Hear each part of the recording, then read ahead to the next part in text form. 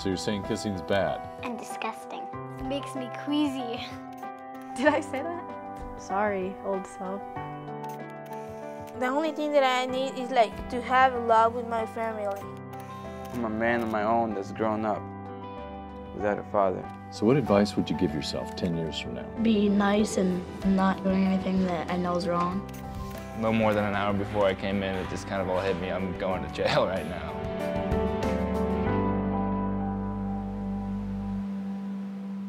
What if you took 17 kids under the guidance of professionals and committed to follow them for 5,000 days? And what if some of these kids lived near each other while others lived a world apart?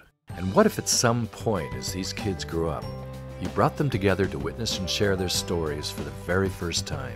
Kids who had chosen different paths. What would they discover?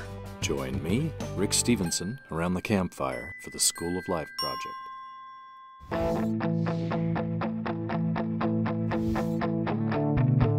Automatic toilets. You know automatic toilets? But my mom told me that apparently when I was like 3 years old, She said I don't want it to flush on me. and as it flushed, I fell back into it, and that's why I'm afraid of them. Don't you think I should decide when my toilet flushes?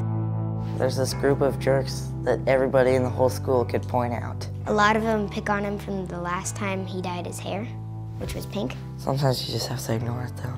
But I told them that he's supporting breast cancer.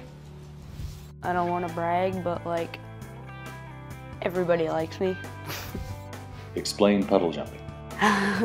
Puddle jumping is when there's this really big puddle and you go from a high area and jump into it and you get all wet. It's really fun. So what's the worst rumor that's ever been spread about you? The one that makes me mad the most is things about like doing drugs and things like that, because that really makes me mad, because like I'm totally against that type of stuff. How many times can you hit rock bottom before you're too beat up from the fall to go back up? And that's a question I ask myself a lot. Yeah, he knew what he was going to do, even if I did say no. He looked at me and he locked that door. Everything was gone except for the click of that lock. It was during the whole scandal.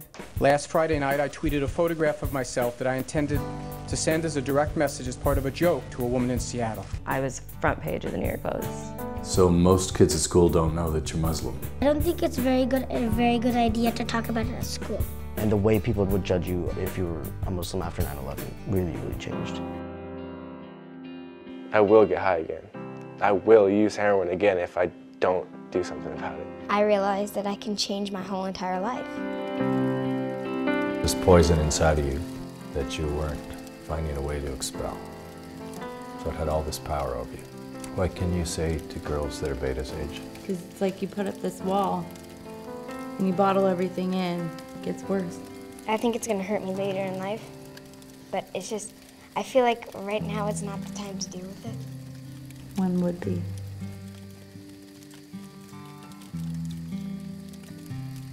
Don't try so hard to be something you're not, even though you might not know who you are right now.